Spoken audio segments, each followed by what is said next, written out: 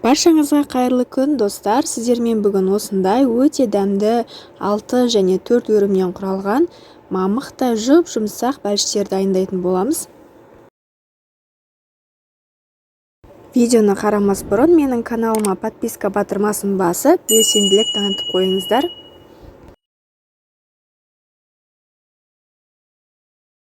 Алдымен жылы суымызға ашытқымызды және 2 ас қасық ұнымызды салып, көтерілгенше бір 10-15 минутқа қалдырамыз.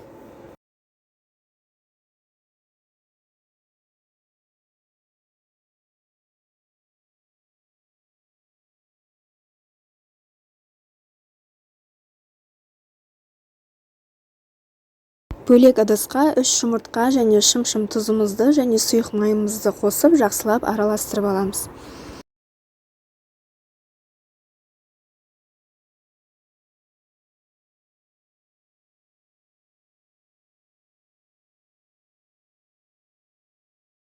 Үстіне бал қосып жібереміз. Егер бал болмаса, шекер салып жіберсеңіздер болады. Енді көтерілген осындай ашыған қамырымызды жұмыртқалы массамыздың үстіне салып, барлығын бірге араластырамыз.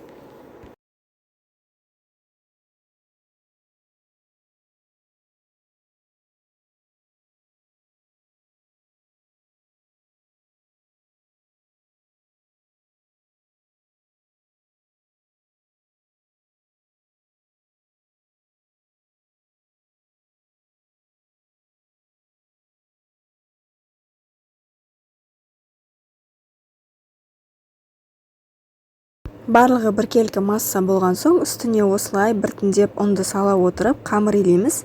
Қамырымыз өте жұмсақ, қолға жабыспайтын, сондай жұмыс жасауға ыңғайлы болу керек.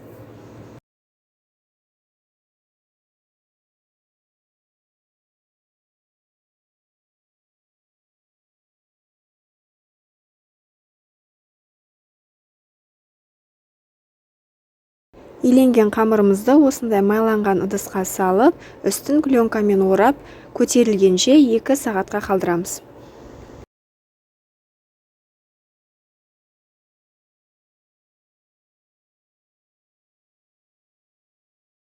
Қамырымыз осылай 2 есеге ұлғайып көтерілу керек. Енді қамырды теңдей 2 бөлікке бөліп, домалақтап аламыз.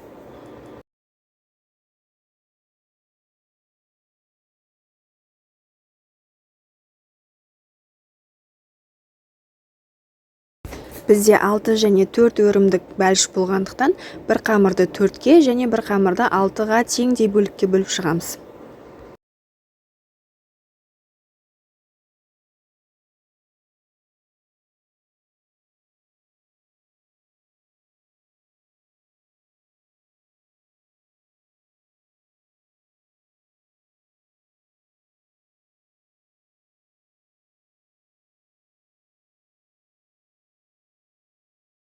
Барлық қамырды домалақтап, үсті қаясып қалмас үшін пленкамен жауып қоямыз. Бірінші 4 өрімдік бәліштен бастаймыз. Осы 4 қамырды осылай ұзыннан жайып аламыз.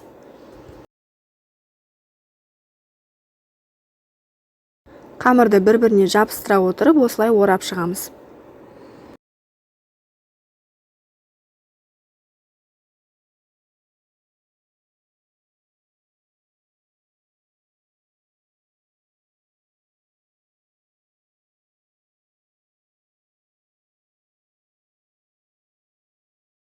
Енді қамырымызды осылай қолымызбен ортасынан шетіне қарай баса отырып, созып шығамыз.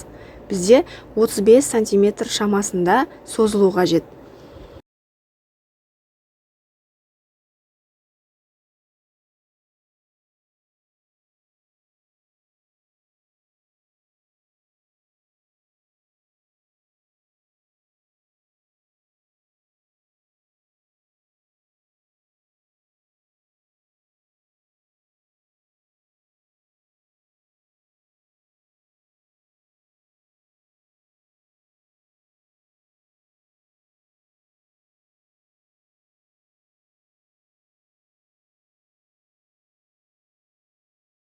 Төрт қамырымызда осылай біркелкі бірдей ұзындықта болғаннан кейін жоғарғы жағын біріктіреміз.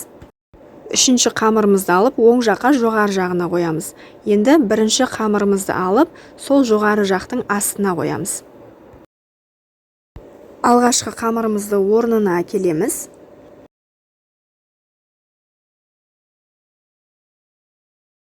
Енді үшінші қамырымызды сол жаққа жібереміз. Ортадағы екі қамырдың арасын ашып, оң жақтағы қамырды арасына қоямыз. Енді екінші қамырымызды оң жаққа жібереміз және ортадағы қамырдың арасына сол жақтағы қамырды қоямыз.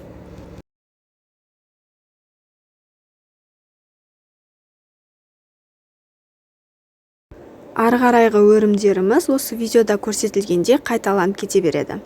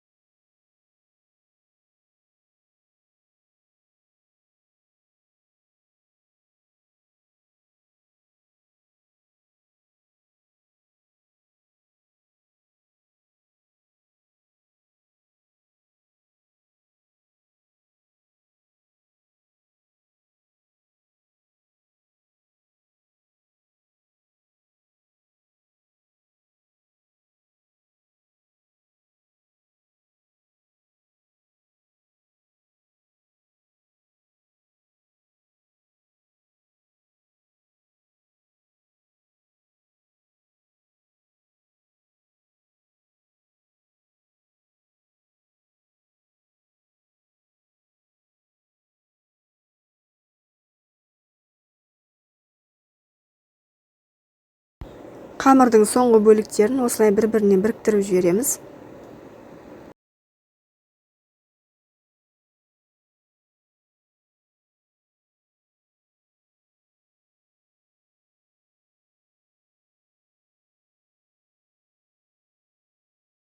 Бәлішті формамызға салып, бетін пленкамен жауып қалдырамыз.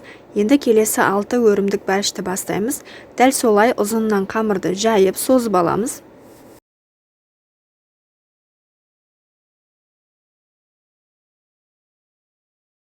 Қамырдың жоғарғы жақтарын біріктіріп аламыз ең бірінші.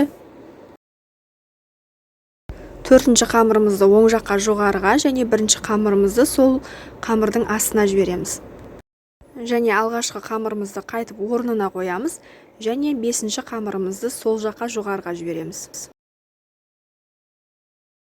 Ортадағы қамырлардың арасын ашып, арасына оң жақтағы қамырымызды қоямыз.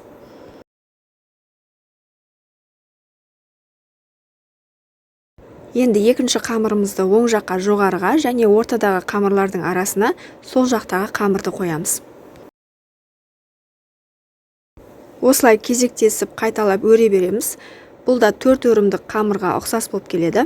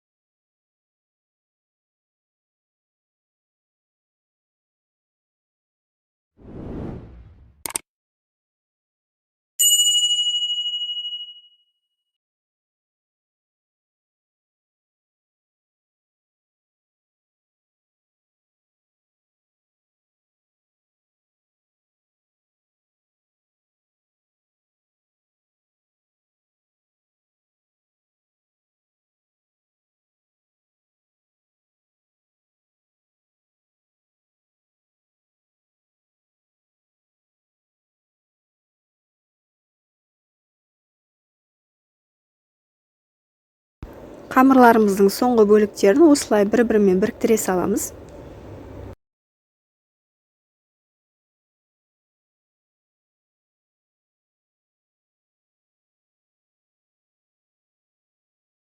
Енді дайын өрілген бәліштеріміздің бетіне жұмыртқа жағып шығамыз. Және мен бір бәліштің бетіне кунжут сеуіп шықтым.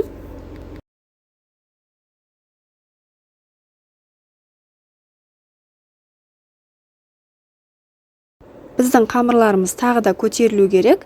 Сол үшін бетіне пленка жауып 15-20 минутқа қалдырамыз. Содан соң 170-180 градус қызып тұрған пеште беті қызарғанша пісіріп аламыз.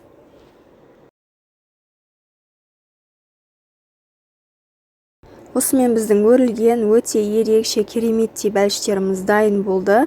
Тура осы рецептпен жасап, отбасыларыңызды қуантып көріңіздер. Сіздерге ұнайды деген сенімдемін. Сіздермен бірге болған Әсел. Видео ұнаса, астына комментарий қалдырып, лайк басуды ұмытпаңыздар.